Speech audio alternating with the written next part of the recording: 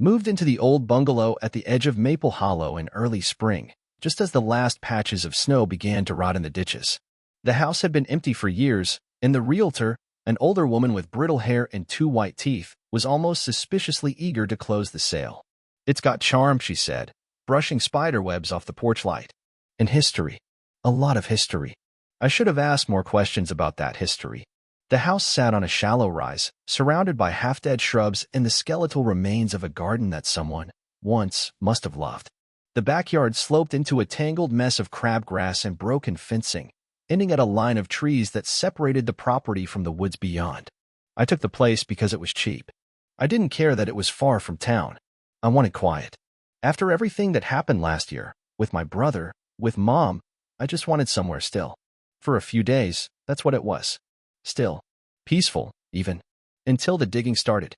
I was out back pulling weeds, trying to resurrect the garden bed along the fence, when my trowel hit something hard. Not a rock. Not metal. Something in between. I scraped away more dirt, and that's when I saw the edge of it, bone-white, curved, with a smooth texture like ceramic. I thought it was part of an old statue at first, maybe a lawn ornament or something. But as I kept brushing, a familiar shape began to emerge. Two hollow eyes. A long, straight nose. The slight curl of lips frozen in a smile. It was a mask.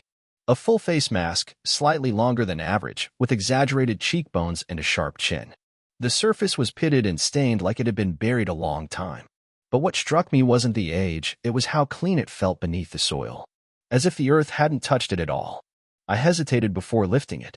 Something about the way it stared up at me, blank-eyed, smiling, felt wrong. But curiosity won. I pulled it out. It was heavier than it looked. Almost warm to the touch.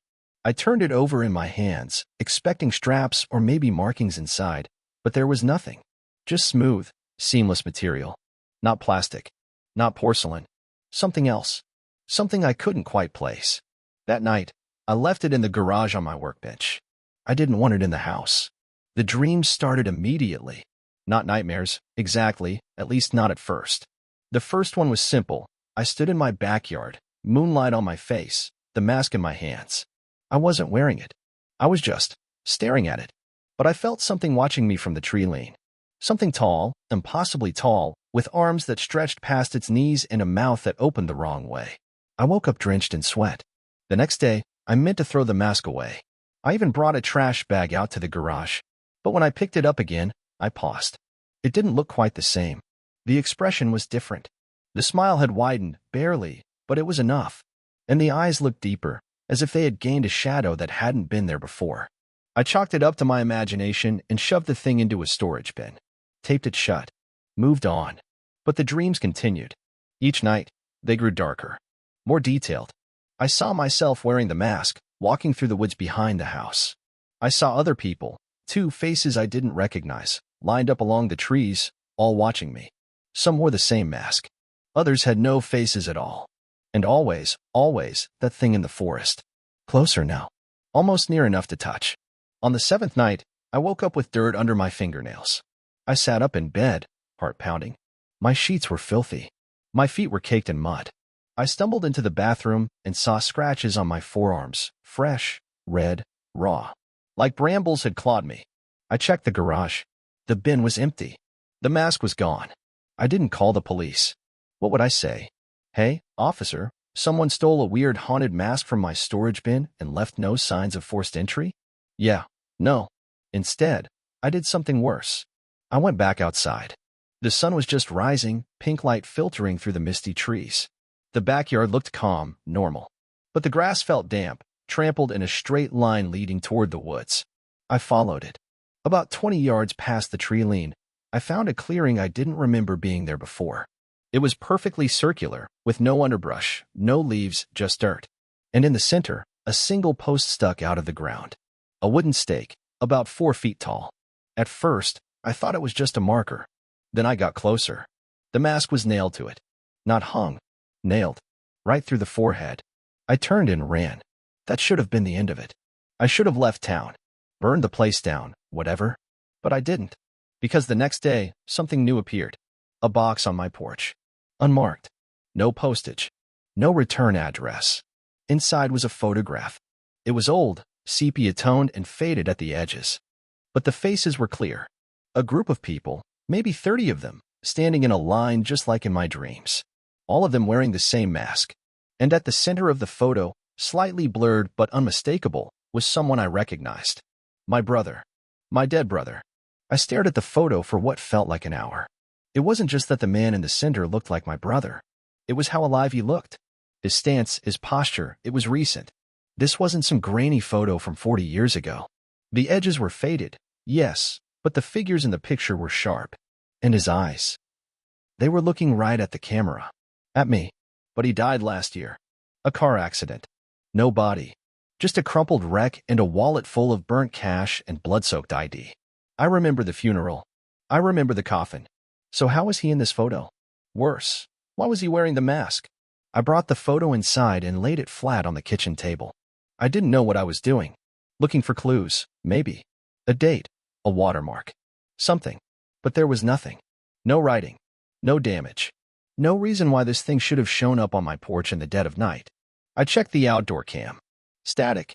The feed cut out at 2:43 a.m. and didn't come back until sunrise. Later that day, I visited the local library, hoping to find records on the property. I needed something: an old newspaper clipping, land deeds, anything that might explain the mask, the photo, the woods. The librarian, a man in his 70s with trembling hands and watery eyes, perked up when I gave the address. That place, he muttered, squinting. You just moved in? I nodded. He didn't ask why I was interested. He just disappeared into the back and returned with a dusty, crumbling ledger bound with twine. Maple Hollow's Black Book, he said. Unofficial, but thorough. Inside were old notes, some typed, most handwritten, dating back to the 1940s. Property transfers. Missing persons. Unsolved crimes. And one entry from June 7, 1971 caught my eye. Report. For children vanished during solstice. No bodies. Only witness says they were called into the woods by music and a man in white. Parents deny ritual involvement. Backyard search of Lot 12, that's mine now, uncovers a crude wooden stake and a carved face nailed to it. Face described as grinning mask, no eyes. I took a picture of the entry with my phone. I didn't want to keep the book. The librarian watched me in silence. As I turned to leave, he cleared his throat. Don't dig anything up out there, he said. Let sleeping things lie. I didn't reply. What was I supposed to say? Too late? That night, I couldn't sleep. Not from fear, but a kind of restlessness I couldn't shake. My legs twitched. My fingers ached. My thoughts raced in loops. At 2:43 a.m., I jolted awake. Not from a nightmare. From music. Faint. Thin. Like an old music box winding down. A slow, off-key lullaby. I got out of bed and pressed my ear to the window. The sound was coming from the woods. From the clearing. I didn't want to go. Every rational part of me screamed not to. But my legs were already moving. The forest felt alive. Not in the poetic sense, in the watching sense. Branches shifted in the corner of my eyes. Roots twisted across my path. The moon hung low and red like a dying star.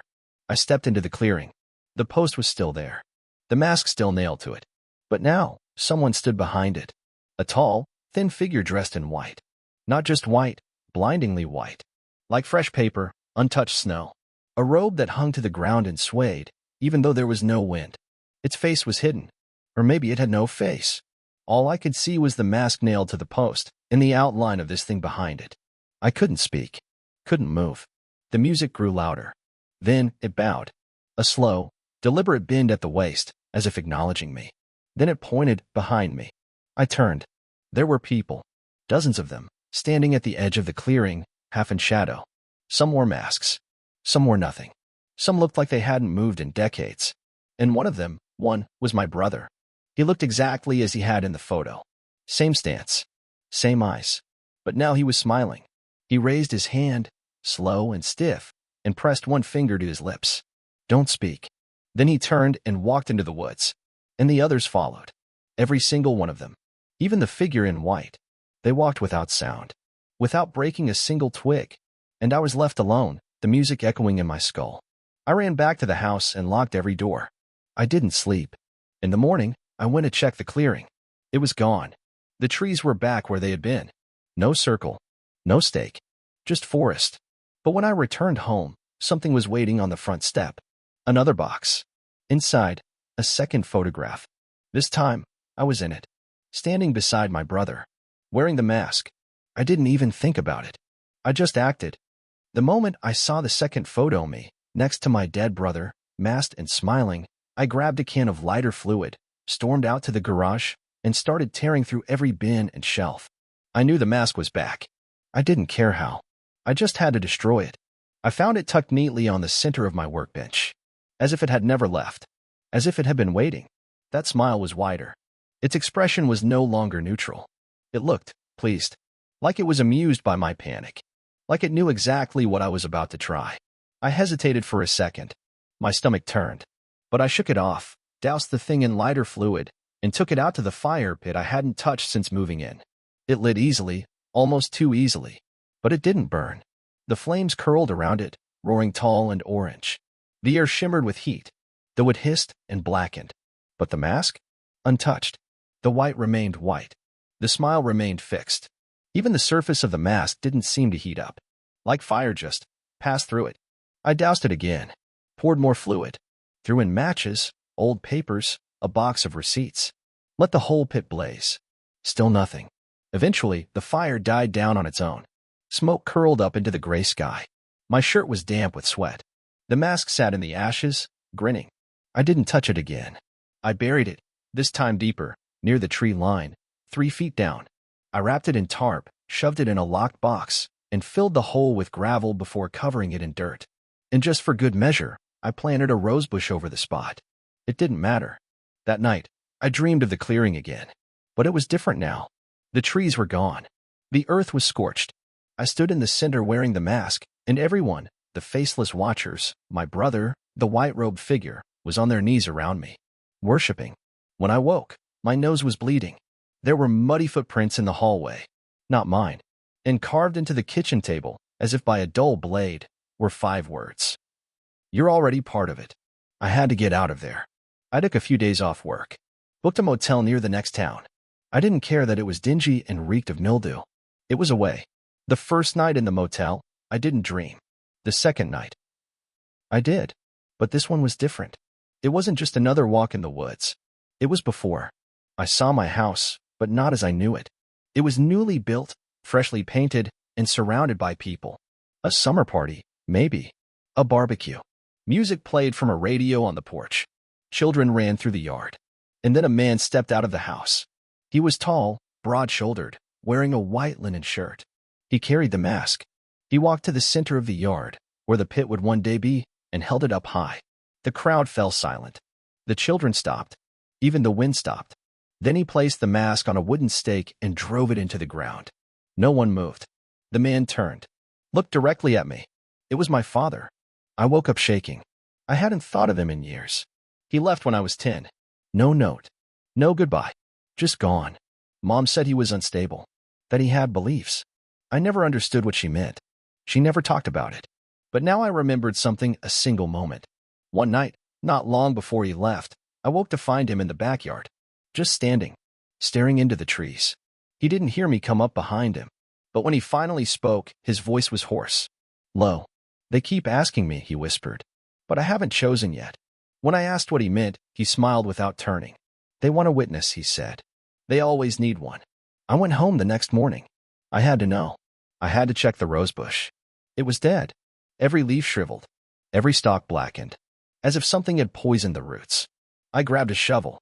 3 feet down, the box was gone. Only the tarp remained, shredded. And inside the hole, carved into the gravel and soil, was a symbol.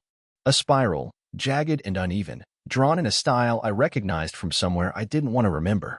It was the symbol from the second photo. I looked again at the photo when I got inside. There, carved faintly into the post behind my masked self and my brother, was the same spiral.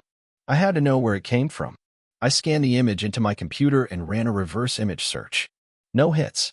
But when I adjusted the contrast, more details appeared in the background. A building. Old. Wooden. Nearly lost to shadow. A faded sign barely legible. Miller's Grove Meeting Hall. I searched it.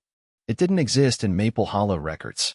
But 3 counties over, in an unincorporated area with no active population, I found something.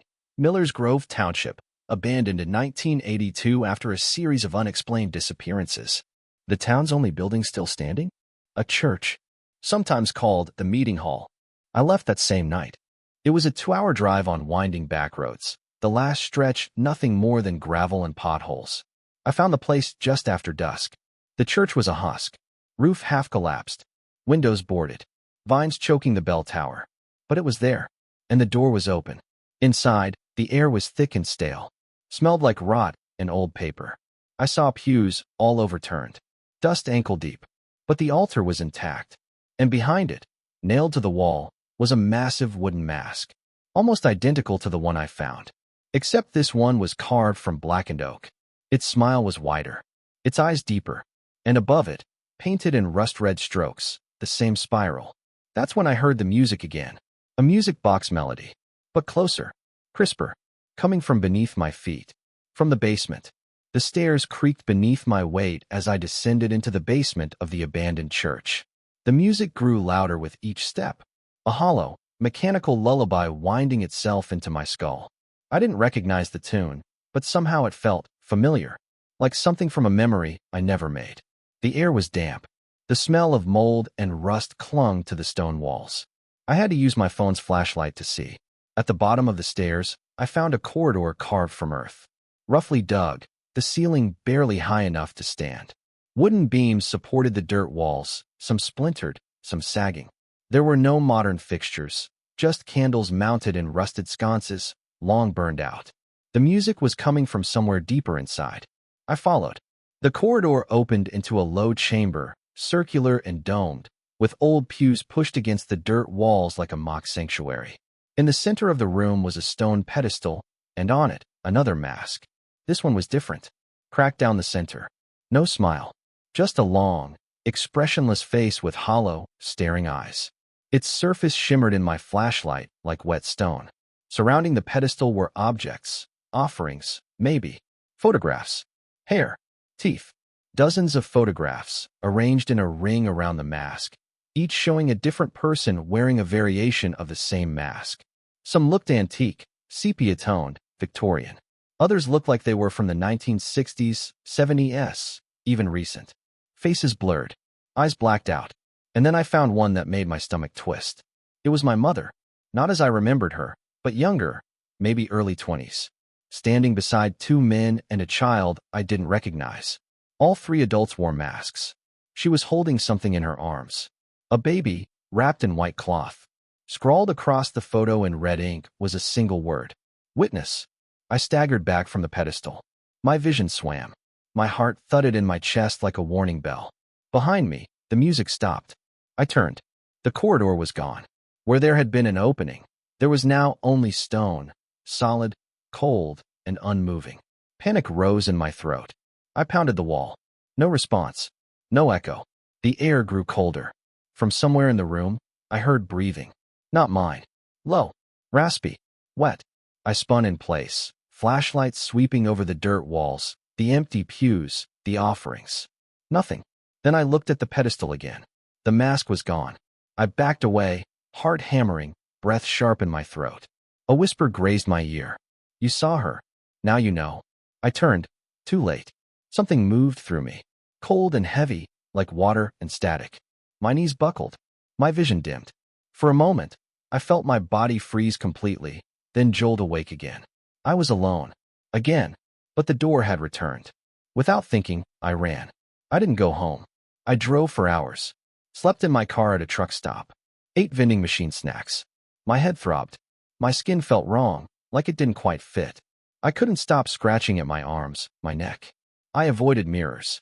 But when I finally caught a glimpse of myself in a gas station bathroom, I flinched.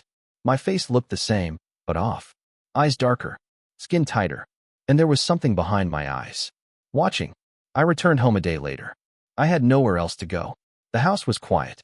Nothing seemed disturbed. Until I checked my bedroom. Laid out neatly on my bed was a white envelope. Inside, a funeral program. From my own memorial. Date, 3 days from now.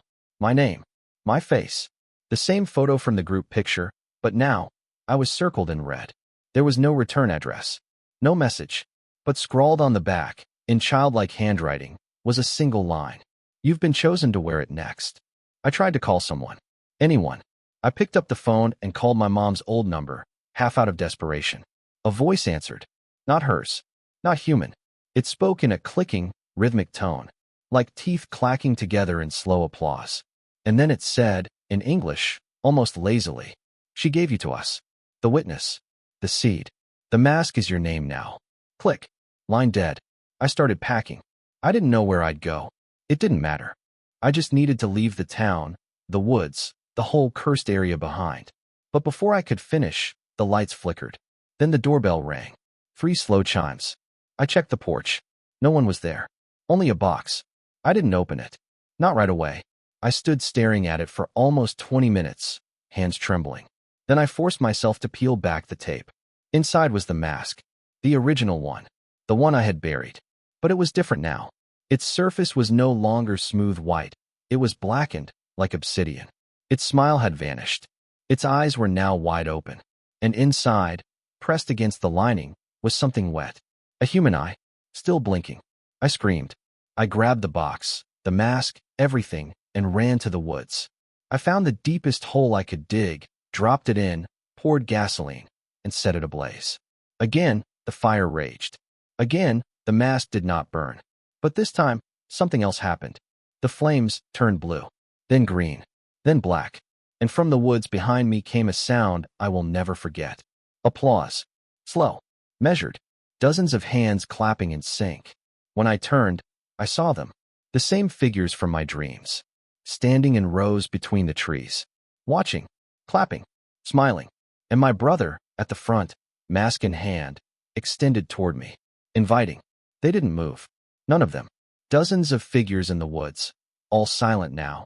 Their applause stopped, as if commanded.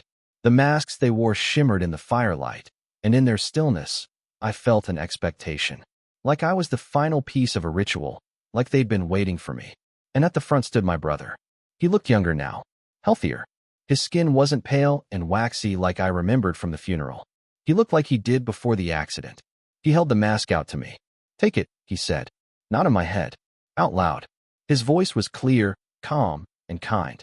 The voice of the person I used to trust more than anyone. But it wasn't his voice anymore. There was something underneath it. A resonance. Like 2 people speaking at once, one buried deep beneath the other. You were always meant to, he added. It's why she gave you to us. I shook my head. No. You saw the photographs. You know. This isn't about belief. It's lineage. What the hell are you talking about? He smiled. Mom wore the mask. Just once. So did our grandfather. And now you. The witness becomes the bearer. That's the cycle. Behind him, the others shifted, as if reacting to the words. Some bowed.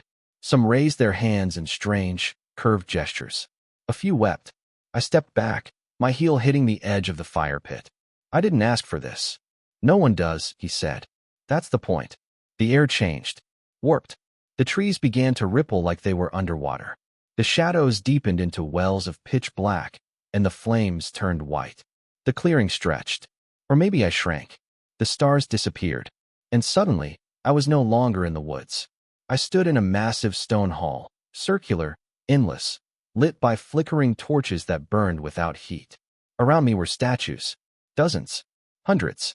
Each wore a mask. Some were simple. Some ornate. Some grotesque. Each one turned slightly as I passed. I walked without control. At the center of the hall was a pedestal. And on it, a mirror. Not a real one. Not reflective. It shimmered, but what I saw wasn't myself. I saw every version of me that might have been. The child crying in the hospital as mom whispered things I couldn't remember. The teenager digging holes in the backyard, looking for treasure. The adult waking from dreams of fire and hands pulling him deeper. The man I was now, scared, broken, chosen. And then I saw something else. A version of me wearing the mask. He stood taller, smiled wider, but his eyes were hollow. He looked straight at me and said, "You're already gone. All that's left is choice." I blinked and I was back. The woods. The fire. The mask in my brother's hands. "You can wear it," he said, "and let this be the last time the witness is needed. You can finish what began generations ago. Or," he stepped closer, "you can run. But we'll follow. Always." He placed the mask gently at my feet. No one escapes the cycle. but you can choose where it ends. I stared at it. That thing had haunted my dreams, stolen my nights, warped my reality. It had tried to claim me, but maybe that was the only power it had, the illusion of inevitability. I picked it up. It was light now, almost paper thin. Its surface no longer smooth, but cracked, like it was waiting to see what I would do. I turned and snapped it in half. The forest screamed, not with sound, but sensation. The trees recoiled. The sky fractured into shards of violet and red. The figures howled in silence, masks crumbling from their faces like ash. My brother fell to his knees, eyes wide, mouth open, but no words came. He looked up at me one last time, and then he vanished. I woke up in my backyard. Morning sun, birdsong, no footprints, no figures, no fire, no mask. It was as if none of it had happened, except the rosebush I'd planted was blooming, bright red, healthy, and beneath its roots, I found the last photograph. Just one. A picture of the forest, empty. No people, no masks, just peace. And on the back, written in neat cursive, "You broke it. That means you were the witness after all." That night, I slept without dreaming. For the first time in weeks, I woke up rested. But sometimes, when the wind is just right, I still hear the faint sound of applause in the trees. Not loud, just enough to remind me. Something out there is always waiting for the next one.